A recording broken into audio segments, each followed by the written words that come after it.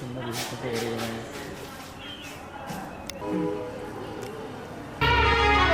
अतिथि महोदय द्वारा माता सरस्वती के चित्र पे माल्यार्पण एवं दीप प्रज्वलन का कार्यक्रम सुहानी सेवा समिति ग्राम पोस्ट रामनगर संस्कृति मंत्रालय भारत सरकार के क्षेत्रीय सांस्कृतिक महोत्सव कार्यक्रम स्थल परिधाम शिवानी सभागार और मुख्य अतिथि को माल्यार्पण कर उनका स्वागत।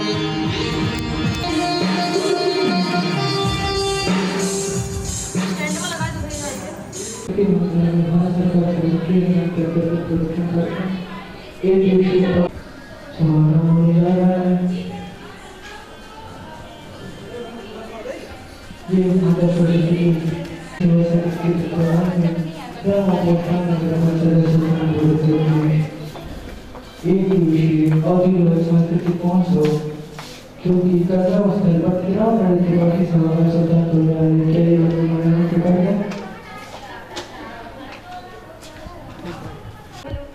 भैया सुनो। हेलो हेलो मेरे भैया पहले हेलो हेलो हेलो। आज जो ये कार्यक्रम हो रहा है इसमें सभी का बहुत बहुत स्वागत, अभिनंदन, वंदन। आज का ये कार्यक्रम पूरी तरह से सांस्कृतिक कार्यक्रम है और इस कार्यक्रम में आपको जितनी भी विधाएं हमारे अवध प्रांत में होती हैं, जितनी भी विधा के लोकगीत लोक नृत्य होते हैं, यहाँ पर लगभग आज अवधी लोकगीत एवं लोक नृत्य की प्रस्तुति होगी आप सभी के सामने समक्ष में। तो चलिए देर ना करते हुए हमारे अवध प्रांत में सबसे पहले देवी जी का आवाहन किया जाता है और देवी जी का आवाहन करने के बाद हम सभी अपने कार्य को सकुशल आगे बढ़ाते हैं। तो बोलिए जगत जननी माँ जगदम्बा की जय।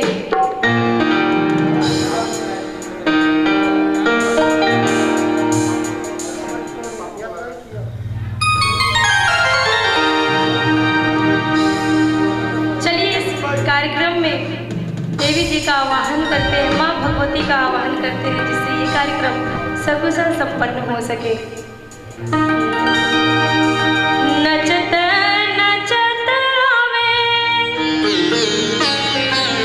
आवेला सवरिया हो कि आवेला सवरिया हो झुमत आवे ना हो नचत आवे ना सातो बहिनी के जोड़वा हो नचत आवे ना सातो बहिनी के जोड़वा हो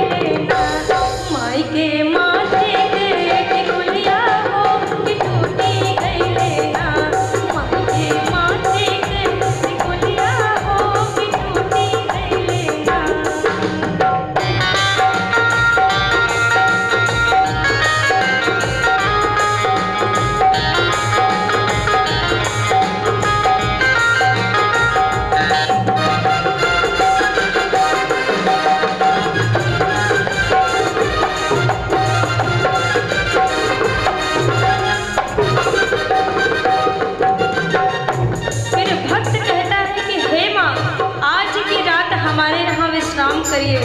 आज की रात सेवा करने का अवसर दीजिए। आपका जो जो बिखरा है, जो जो टूटा है, मैं सब बनवा दूंगा। आगे भक्त क्या कहता है मैया से, आजू के रतिया मैया बस मोरे अंगना हो, कि बस मोरे अंगना बनवाई दे बहना, मैं चढ़वाई दे बहना, तोहरे माथे गए टिकुलिया हम बनवाई दे बहना, तोहरे माथे गए टिकुलिया हम बनवाई दे बहना।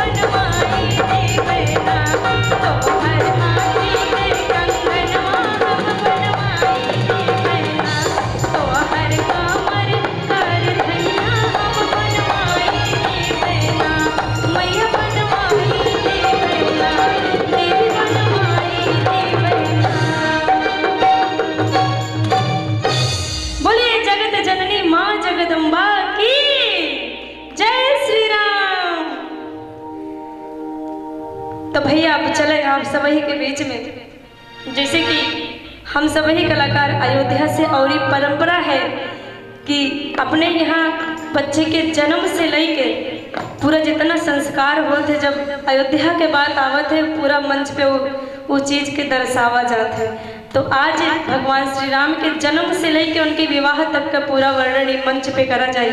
तो चले सबसे पहले उनके जन्म के बधैया देखा जाए, उसके बाद आप सभी के सोहर कजरी फगुआ नकटा शादी विवाह के जितना भी रस्म के गीत होते हैं सब कुछ सुने के मिली। तो चले सबसे पहले बधैया लोकगीत और भाव नृत्य देखा जाए। जय श्री राम। साउंड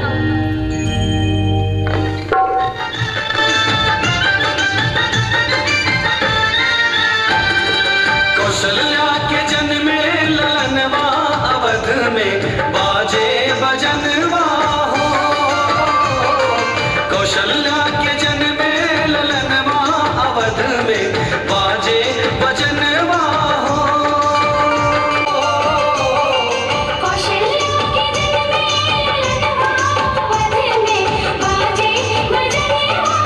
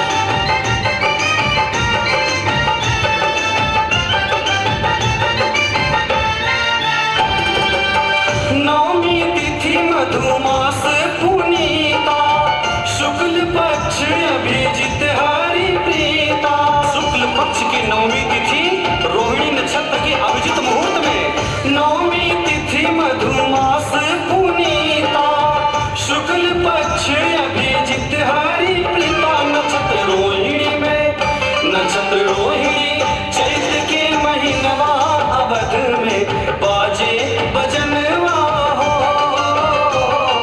कौशल्या के जन्म में ललनवा अवध में बाजे बजनवा।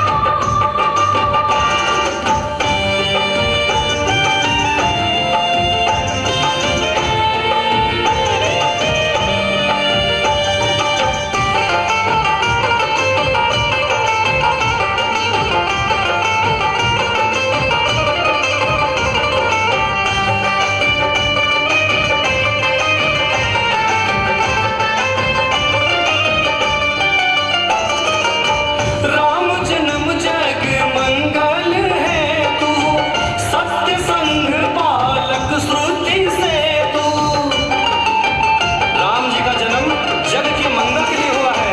राम जन्म जग मंगल है तू, सत्य संग पालक श्रुति से तू।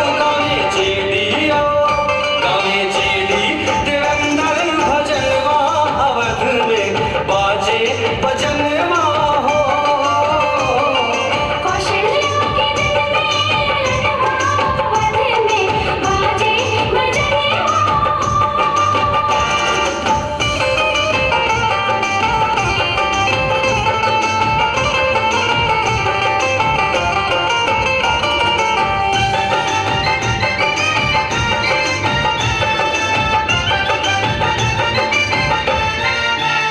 जय हो न्योछावर श्री राम लालाजू, न्योछावर श्री भरत लालाजू।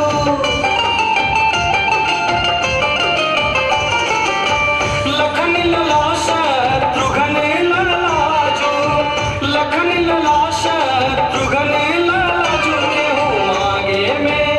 केहू मांगे अनधन मंगलवा अवध में बाजे बजनवा हो। कौशल्या के जन्म में ललनवा अवध में बाजे बजनवा। बाजे बजनवा राम बाजे बजनवा, कर दर्शनवा राम भइले जन्मवा। दशरथ के जन्मे ललनवा अवध में बाजे बजनवा हो। कौशल्या के जन्म में ललनवा अवध में बाजे बजनवा।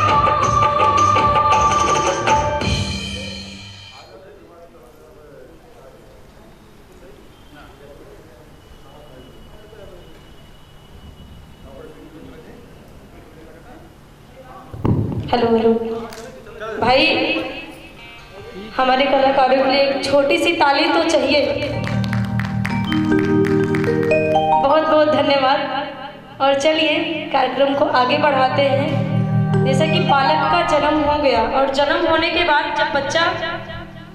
सबसे पहले जब बच्चा जन्म लेता है तो उसको सूप में रखा जाता है, हमारे यहाँ की परंपरा है। तो चलिए बच्चा भी सूप में आ रहा है और जब सूप में बच्चा रो रहा है दहाड़े मार मार के, लेकिन हमारे अयोध्या की जो दाई है बड़ी नखरे वाली, बच्चे का नार नहीं काट रही, कह रही इतना आसानी से नार ना काटो। और कहना क्या है,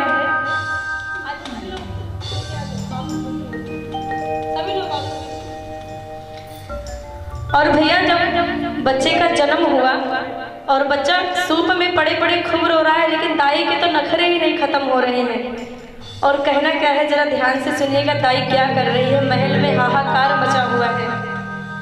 झगड़े रही आज महलन माताई, मचले रही आज महलन माताई। तो भैया हाहाकार मचा हुआ कैसे, झगड़े रही आज महलन माताई, मचले रही आज महलन माताई। झगड़े रही आज महलन माताई, मचले रही आज महलन माताई।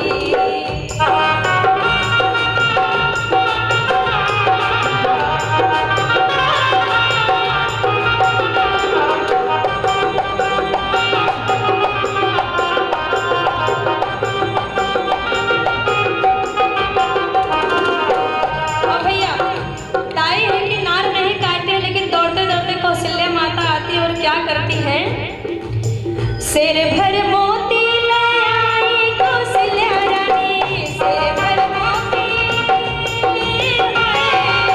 सिर भर मोती ले आई कौशल्या रानी। अरे बाबू ठाले में महारानी मचले रही आज महलन माताई, झगड़े रही आज महलन माताई।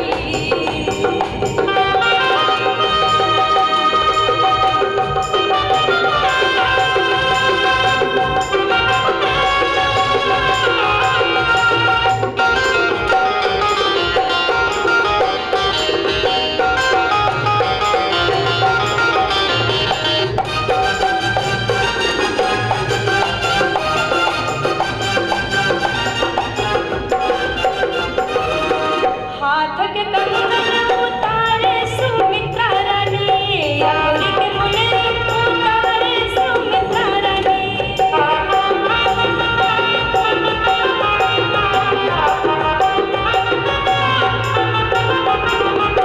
हाथ के कंगन उतारे सुमित्रा रानी, अंगुरी के मुनरी उतारे कैकेयी रानी। अरे बाबू ठाले में महारानी मचले रही आज महलन माताई, झगड़े रही आज महलन माताई।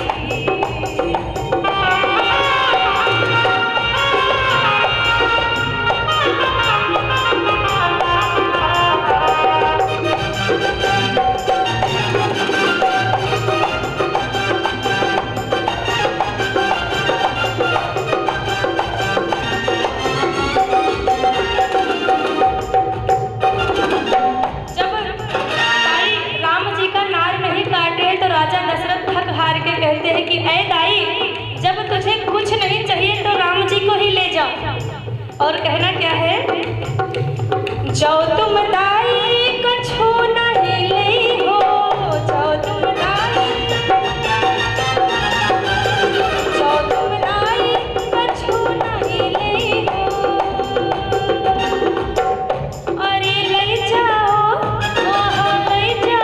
राम उठाई, झगड़े रही आज महलन माताई, मचले रही आज महलन माताई, झगड़े रही आज महलन माताई।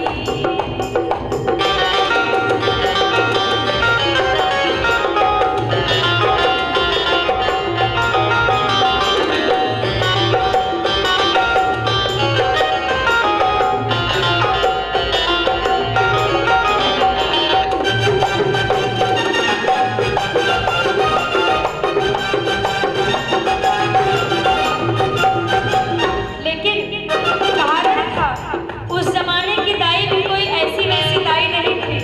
उसे पता था कि ये जो बालक हुआ है कोई साधारण बालक नहीं, साक्षात नारायण है। बोलिए सियावर रामचंद्र की। तो भैया उस दाई को भी पता था कि ये जो बालक हुआ है ये कोई साधारण बालक नहीं, साक्षात नारायण है। तो ऐसे थोड़ी इतने हल्के में थोड़ी तुरंत नार काट देगी, भाई उसे भी कुछ चाहिए। और उसको हीरा मोती सोना चांदी का लालच नहीं है, उसे तो कुछ और ही चाहिए। और क्या चाहिए जरा ध्यान से सुनिएगा। राम जी के नार तबे हम कटबे, राम जी के नार तबे हम कटबे, तबे हम कटबे, तबे हम छिदबे, तबे हम कटबे, तबे हम छिदबे। राम जी के नार तबे हम कटबे कि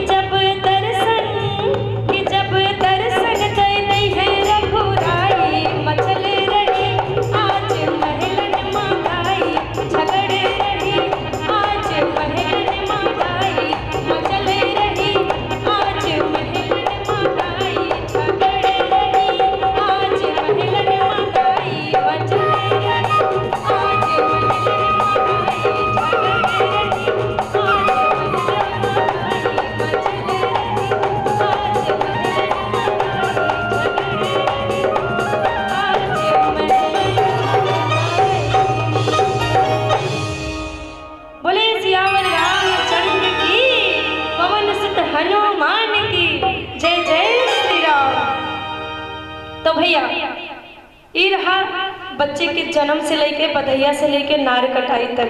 लेकिन जब बच्चा तनी बड़ा होते 3 साल के या तीसरे महीना में 5 साल पे तो का मुंडन करावा जाते। और जब मुंडन करावा जाते तो कौन गाना गावा जाता थोड़ी ध्यान से सुनो।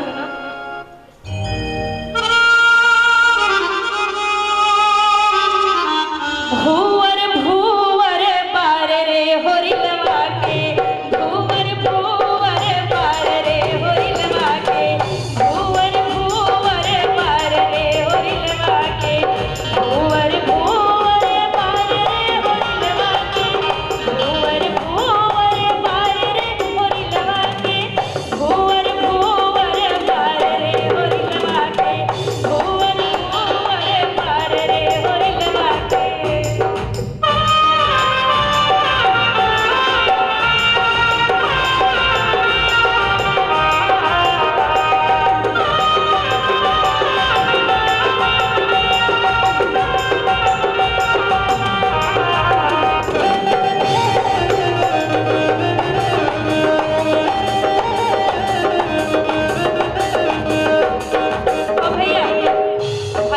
होरिला इतना नीक बाय तो के मम्मी पापा नीक रहिए कि ना। और कहा के का बाय होरिला की मम्मी है महलों की रानी, होरिला की मम्मी है महलों की रानी, महलों की रानी हो महलों की रानी, महलों की रानी हो महलों की रानी, होरिला की मम्मी है महलों की रानी। और भैया पापा है रंग बाजरे होरी लवा के, पापा है रंग बाजरे होरी लवा के, भूवर भूवर बार रे होरी लवा के, भूवर भूवर बार रे होरी लवा के।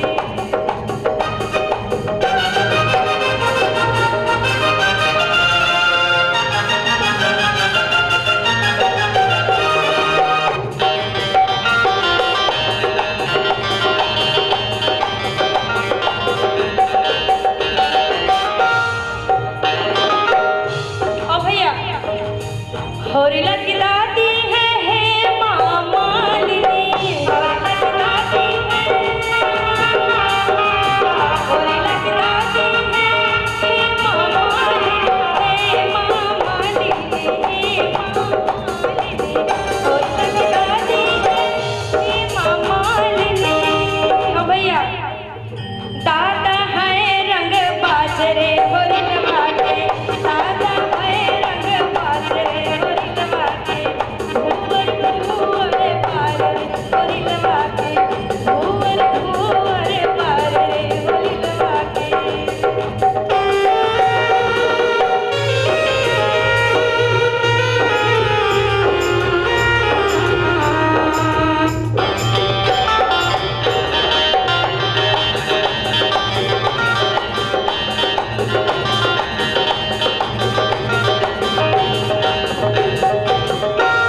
और भैया जब बच्चा केहू के घरे जन्म लेत है तो सब लाइन लगाए रहा था कि केकरे गोदी में बच्चा पहले जाए आए कि ना।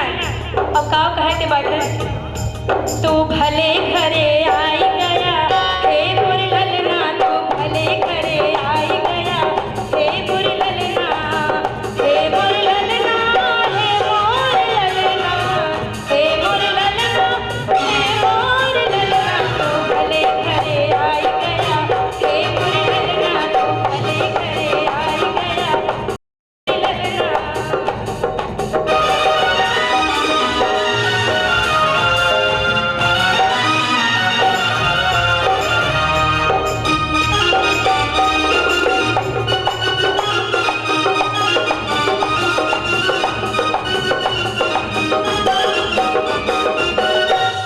और भैया जब गिरधारा केहू के घरे होत है तो सबही कहा था कि सबसे पहले जो सबसे बड़ा बहू रे गोदी में जाए, लेकिन नहीं, जे ओके जन्मदाता है सबसे पहले गिरधारा वाले के गोदी में जाए चाहिए। अब कहे कि कहो बात पापा बुलाए को मिल जाया, पापा बुलाए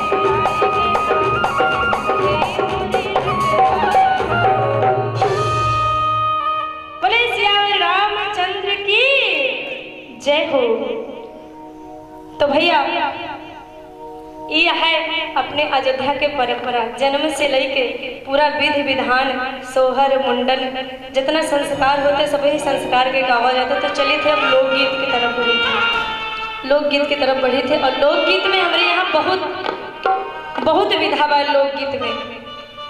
लोकगीत में नकटा है, नकटौरी है, कहरौआ है, धबियहवा है, पसियौआ है, बहुत बाटे, लाचारी है, निर्वाही है, बहुत जितना भी लोग पहले जोन जोन काम करत रहे वही काम पे गीत बनाए लेते रहे। और चलिए सबसे पहले नाट्य नटकौरी की तरफ। और नाट्य नटकौरी में अपने यहाँ शादी ब्याह में अक्सर नाट्य नटकौरी होते, और शादी ब्याह में जब तक नाट्य नटकौरी ना होते तब तक शादी ब्याह के मजा नहीं होते। और नाट्य नटकौरी में सबसे पहले मने कहा था कि कितना नीक केहू लागत बा, इतना सुंदर सजावट बा। जब मने केहू सज लेते तो कहा था कि बहुत नीक लागत है। और कितनों केहू श्रृंगार कले मने कहते बिंदी नहीं लगाई बड़ा सुन लागत बा। और वही बिंदी पे कैसे गीत बना बतनी ध्यान से सुने।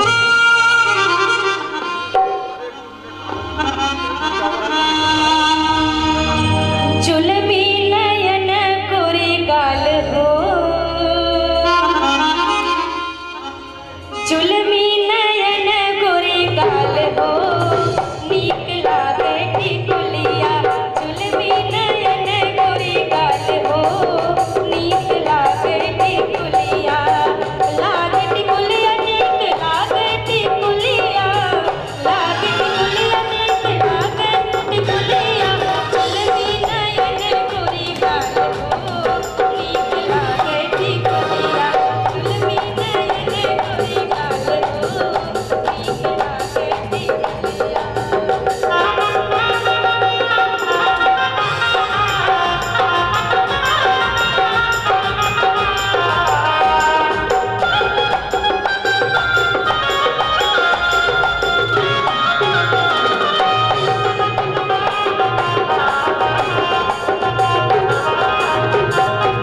और भैया यह टिकुली कितना कितना जने के पसंद में तनी ध्यान से सुने।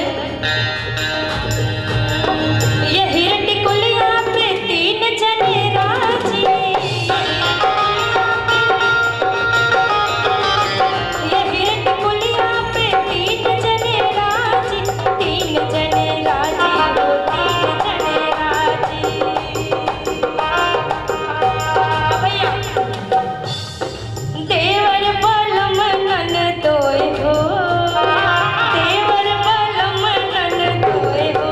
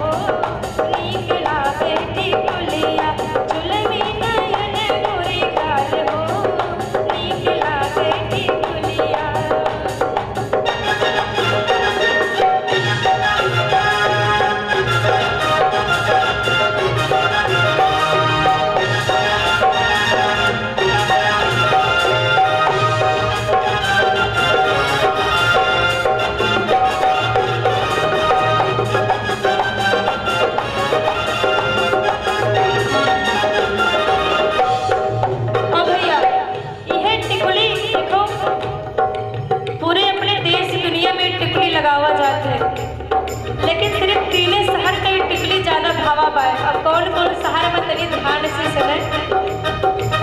ये हिरन कुलिया पे तीन शहर राजी,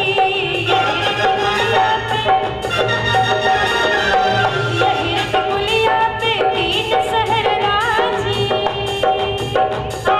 दिल्ली बम्बई गुजरात हो, दिल्ली बम्बई गुजरात हो, नीक लागे टिकुलिया, दिल्ली बम्बई गुजरात हो, नीक लागे टिकुलिया, चुलबी नयन पूरी बात हो, नीक लागे टिकुलिया, चुलबी नयन पूरी बात हो, नीक लागे टिकुलिया, चुलबी नयन पूरी बात हो, नीक लागे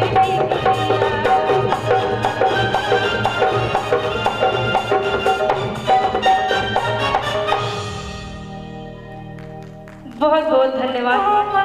तो चलिए एक भाव नृत्य देखते हैं और उस भाव नृत्य में भाई नायिका के चाहे सब कुछ बिक जाए, घर द्वार लड़का के दहरा, लेकिन उनका मोटर कार में घूमे के पाए। तो जे मोटर कार में घूमे के लिए तैयार है, वो सभी अपने अपने जगह पर खड़ा होकर नाच सकता है। और चलिए भाव नृत्य के माध्यम से देखा जाएगी केका मोटर कार में बैठे के पाए। जय श्री राम।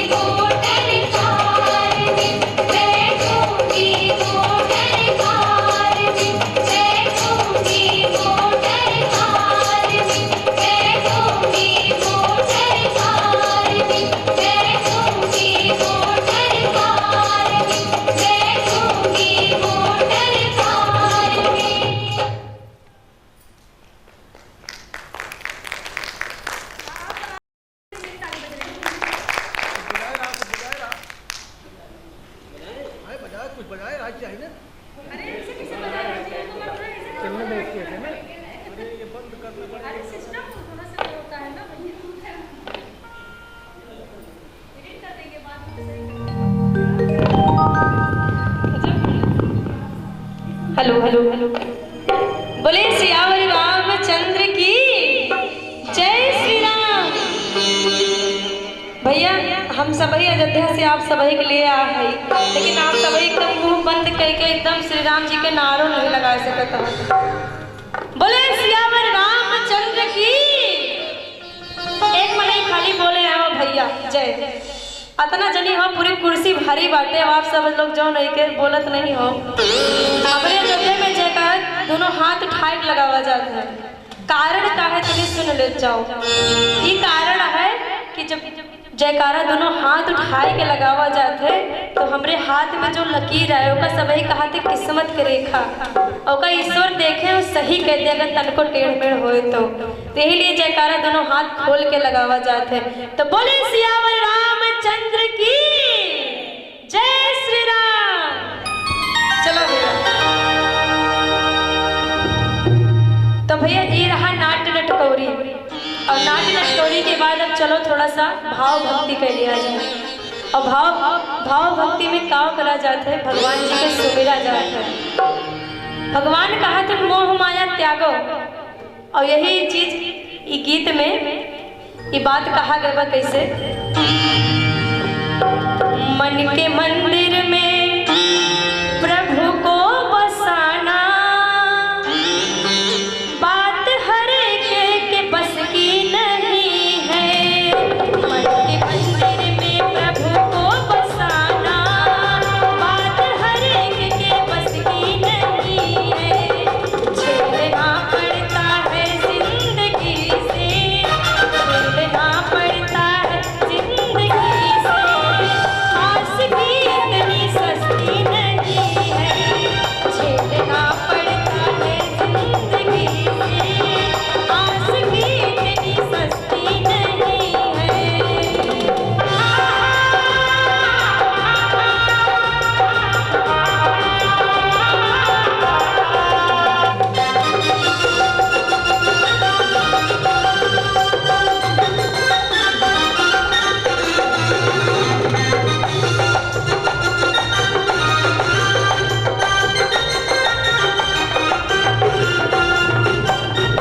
भाई मीरा जी के जितना बड़ा भक्त कोई शायद ही हुआ होगा, लेकिन मीरा जी को भी अपना सर्वस्व न्यौछावर करके